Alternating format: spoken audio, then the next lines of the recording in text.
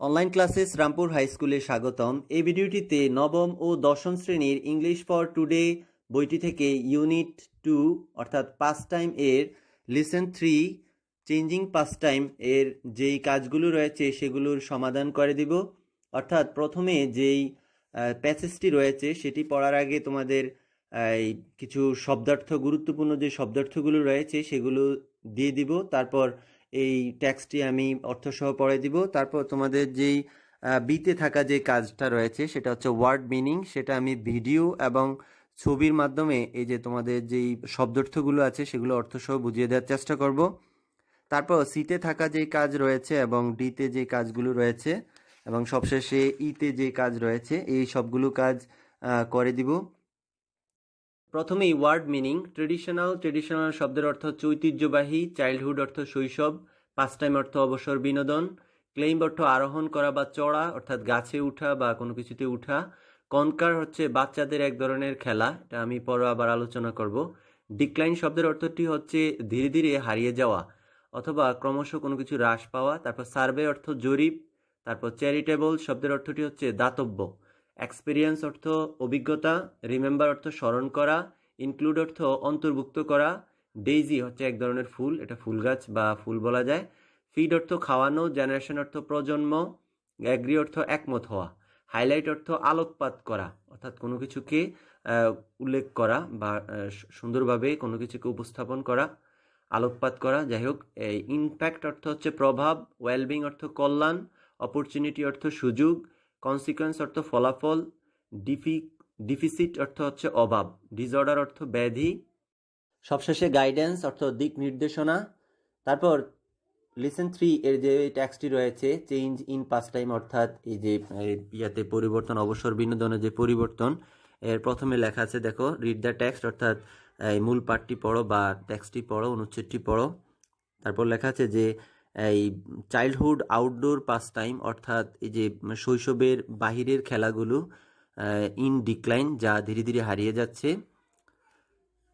Traditional childhood past time of climbing trees অর্থাৎ এই যে প্রথাগত বা ঐতিহ্যগত যে এই যে বাল্যকালের বা শৈশবের পাস্ট টাইম বা অবসর বিনোদন অফ ক্লাইম্বিং ট্রিজ অর্থাৎ গাছে চড়ার। অ্যান্ড প্লেয়িং কনকার এবং এই যে কনকার খেলা আর ইন ডিক্লাইন, যা ধীরে ধীরে হারাতে বসেছে।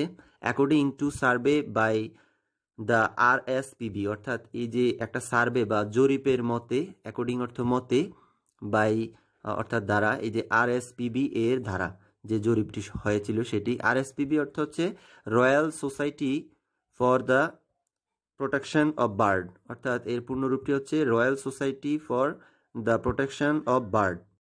It's a charitable organisation registered in England and Wales অর্থাৎ এটি একটি ইংল্যান্ড এবং ওয়েলসের নিবন্ধিত দাতব্য সংগঠন। অর্থাৎ এই যে চ্যারিটেবল অর্থ দাতব্য, অর্গানাইজেশন অর্থ সংগঠন, আর রেজিস্টার্ড অর্থ হচ্ছে নিবন্ধিত। তারপর দ্য সার্ভে শোজ দ্যাট অর্থাৎ এই সার্ভেটি দেখিয়েছে পিপল আন্ডার 34 অর্থাৎ জনগণ যারা 34 বছরের নিচে রয়েছে মানুষজন, রিকল ফার ফিউয়ার অর্থাৎ তারা স্মরণ করতে পারে কম জিনিস, সাচ চাইল্ডহুড আউটডোর এক্সপিরিয়েন্স অর্থাৎ যেমন এই যে শৈশবের যে বাহিরের যে অভিজ্ঞতাগুলো, দেন পিপল ওভার 55 অর্থাৎ এই যে 55 বছরের উপরে যাদের বয়স তাদের তুলনায় এরা কম জিনিসগুলো মনে করতে পারে বা স্মরণ করতে পারে। According to a survey by RSPB অর্থাৎ RSPBর এই জরিপের মতে। পিপল ওয়ার আস্কড লোকজনকে জিজ্ঞাসা করা হয়েছিল which of 12 childhood outdoor experience অর্থাৎ কোন 12টি এই যে শৈশবের যে খেলাধুলা বা বাহিরের যে অভিজ্ঞতা দে কুড রিমেম্বার তারা মনে করতে পারে। অর্থাৎ তারা কি তাদের জিজ্ঞেস করা হয়েছিল যে তাদের শৈশবের 12টি বাড়ির বাহিরের যে অভিজ্ঞতা সেই অভিজ্ঞতাগুলো তারা স্মরণ করতে পারে কিনা। দ্য আনসার ইনক্লুড মেকিং অর্থাৎ এর মধ্যে যে উত্তরগুলো ছিল এর মধ্যে অন্তর্ভুক্ত রয়েছে, ইনক্লুড অর্থ অন্তর্ভুক্ত হওয়া বা অন্তর্ভুক্ত করা হয়েছে মেকিং ড্যান্স অর্থাৎ ড্যান অর্থ হচ্ছে গুহা আর এখানে ড্যান্স অর্থ হচ্ছে এক ধরনের ঘর তৈরি করা। সেটা হচ্ছে তোমার গুহার মতো একটা ঘর তৈরি করা বা মাচা, আমরা ছোটবেলায় যেই ঘর তৈরি করেছিলাম সেগুলোর মতোই মেকিং ড্যান্স। তারপর ডেইজি চেইন অর্থাৎ ফুলের মালা, চেইন অর্থ মালা, ডেইজি অর্থ ফুল, ফুলের মালা তৈরি, ক্লাইম্বিং ট্রিজ অর্থাৎ গাছে চড়া, তারপর প্লেয়িং কনকার্স অর্থাৎ কনকার খেলা, অ্যান্ড ফিডিং বার্ডস অর্থাৎ পাখিকে খাওয়ানো। তারপর 4 out of 5 বয়েজ অর্থাৎ 5 জনের মধ্যে 4 জন বালকই ক্লেইম ট্রিজ অর্থাৎ গাছে চড়েছিল, অ্যান্ড দ্য সেম নাম্বার অর্থাৎ একই নাম্বারে যে 5 জনের মধ্যে 4 জন অফ গার্লস মেয়েদের মধ্যে মেড ডেইজি চেইন অর্থাৎ ফুলের মালা তৈরি করেছে। বাট দ্য সার্ভে শোজ কিন্তু এই জরিপটি দেখিয়েছে দ্য নাম্বার ডিক্লাইনিং অর্থাৎ এই সংখ্যাটা দিন দিন হ্রাস পাচ্ছে অ্যামং দ্য নিউয়ার জেনারেশন অর্থাৎ নতুন প্রজন্মের মধ্যে। সাম 15% more of those aged over 55 had those outdoor experiences in their childhood compared with those between 15 to 34 years old অর্থাৎ এই যে 55 বছরের অধিক বয়সী লোকেদের মধ্যে 15 থেকে 34 বছর বয়সী লোকেদের তুলনায় 15% চেয়ে বেশি লোকের তাদের শৈশবের এসব বাড়ির অভিজ্ঞতা ছিল অর্থাৎ তারা এটা মনে করতে পেরেছে। সাম 92% অর্থাৎ 92% মতো অব দ্য পাবলিক এগ্রিড অর্থাৎ লোকজন একমত হয়েছে বা সহমত প্রকাশ করেছে দ্যাট এক্সপিরিয়েন্সেস ওই অভিজ্ঞতা অফ নেচার প্রকৃতির আর স্টিল ইম্পর্টেন্ট এগুলো এখনও খুবই গুরুত্বপূর্ণ, স্টিল অর্থ এখনও ইম্পর্টেন্ট গুরুত্বপূর্ণ টু চিলড্রেন শিশুদের জন্য।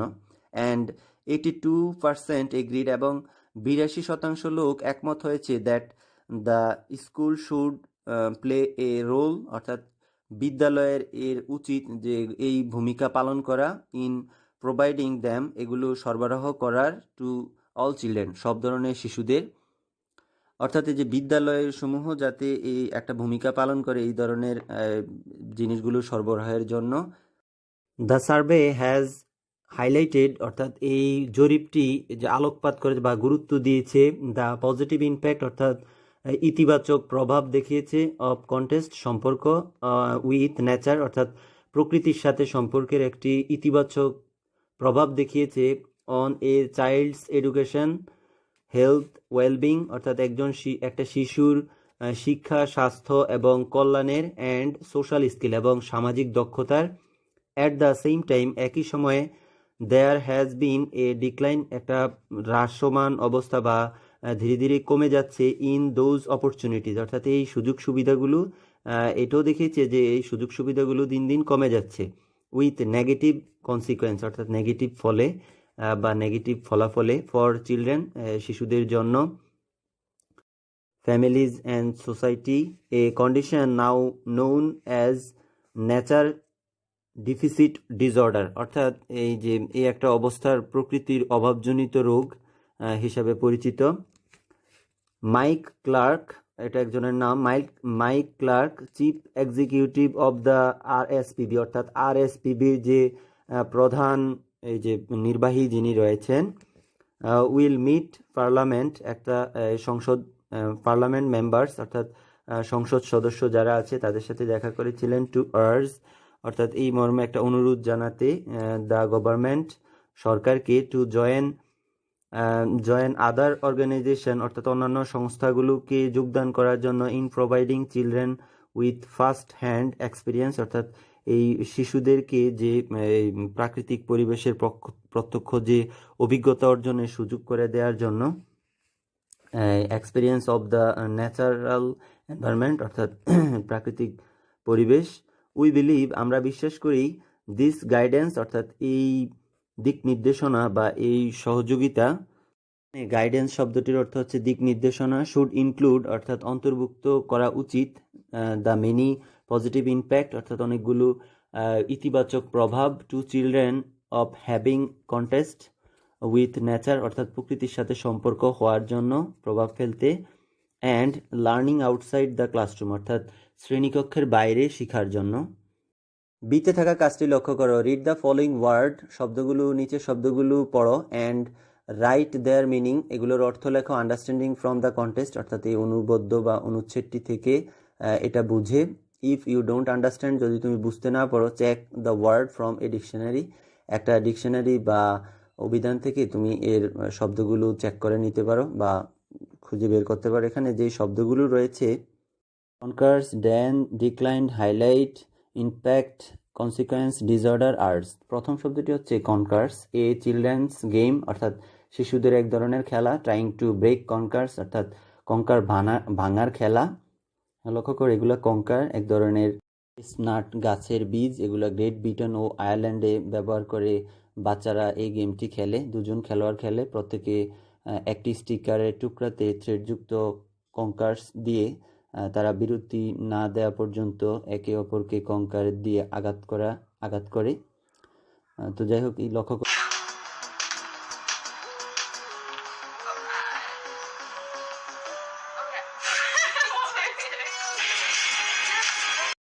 পরের শব্দটি হচ্ছে ড্যান্স। ড্যান অর্থ হচ্ছে গুহা, আর এখানে ড্যান্স বলতে বোঝানো হয়েছে যে এক ধরনের ঘর তৈরি করা, অর্থাৎ গুহার মতো ঘর তৈরি করা।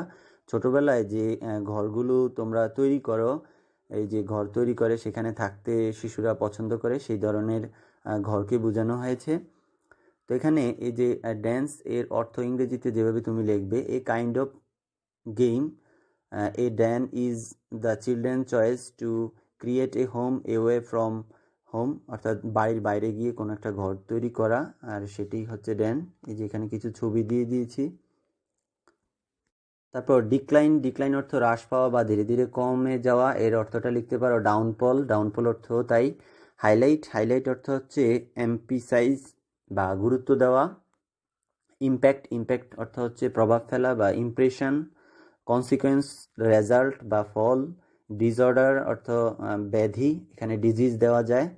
আর্জ অর্থ অনুরোধ বা রিকোয়েস্ট, রিকোয়েস্ট বলা যায় এর সমর্থক হিসাবে। তারপর আমরা সিতে যে কাজটি রয়েছে, তারপর সিতে থাকা কাজটি লক্ষ্য করো। রিড দ্য ফলোয়িং স্টেটমেন্ট, অর্থাৎ নিচের বিবৃতিগুলো পড়ো। টেকেন ফ্রম দ্য টেক্সট, অর্থাৎ অনুচ্ছেদ থেকে যেটি নেওয়া।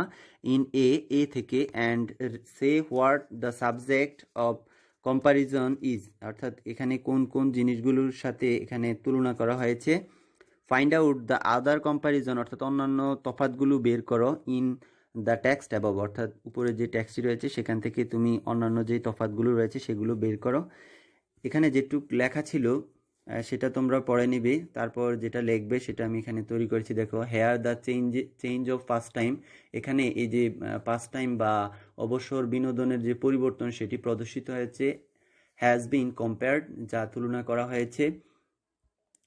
দ্য আদার কম্পারিজন, অন্যান্য যে কম্পারিজনগুলো বা তুলনা রয়েছে সেটা হচ্ছে is that some 15% more of those aged over 55 had those outdoor experience in their childhood compared with those between 15 to 34 years old। অর্থাৎ তোমাদের বইটি বা টেক্সটটি এটি দেওয়া আছে, এটি তোমরা ওইখান থেকে বের করে এইটুকু অংশ লিখে নিতে পারো।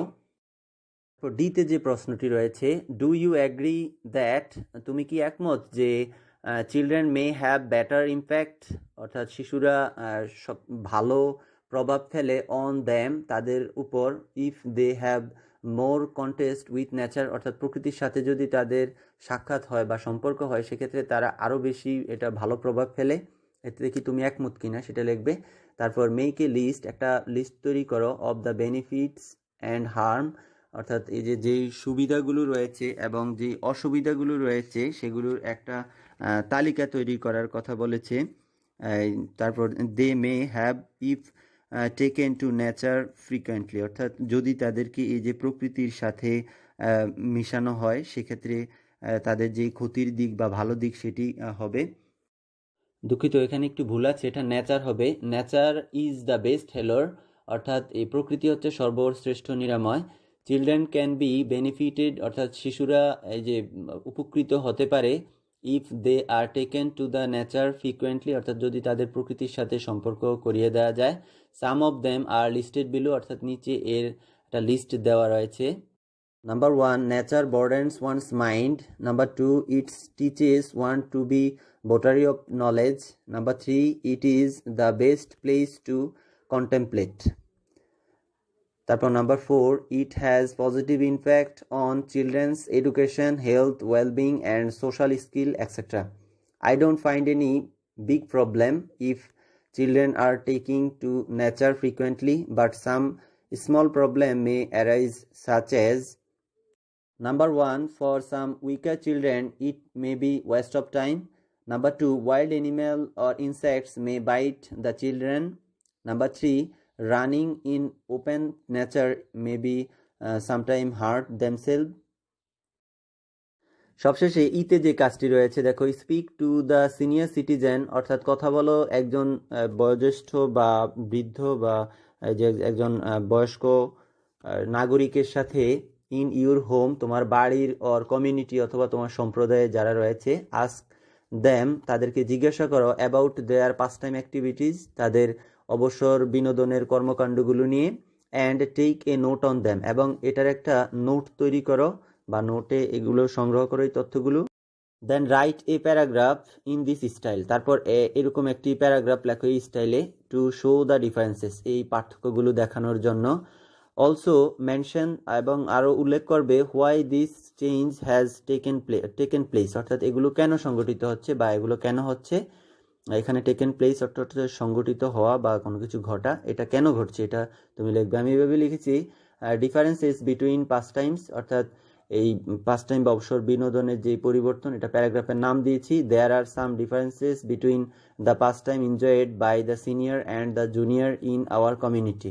Senior people often like watching informative programme, but the junior usually do not like it, অর্থাৎ ছোট যারা আছে তারা এটা পছন্দ করে না। তারপর জুনিয়র নর্মালি প্রিপেয়ার মিউজিক, ছোটরা যেটা পছন্দ করে সেটা হচ্ছে music, film etcetera on TV, অর্থাৎ টিভিতে এগুলো দেখতে তারা পছন্দ করে। Senior women often like to do some traditional things such as sewing kathas, preparing pitas and telling stories to the children, but junior women are not very interested to do this. অর্থাৎ বৃদ্ধ মহিলারা যেটা পছন্দ করে সেটা হচ্ছে যে পিঠা তৈরি করা, কাঁথা শিলানো, তারপর গল্প বলা শিশুদের সাথে, যেটা এই জুনিয়র যারা মহিলা রয়েছে তারা এটা পছন্দ করে না। They often watch daily dramas or enjoy music on television in their pastime, অর্থাৎ তারা এটা পছন্দ করে যে টিভিতে এই মিউজিক্যাল প্রোগ্রাম দেখা বা টিভিতে বিভিন্ন প্রোগ্রাম দেখা। বুঝতে সমস্যা হলে অবশ্যই কমেন্টে জানাবে যে কোথায় সমস্যা হচ্ছে। তো আজ এ পর্যন্তই, আল্লাহ হাফেজ।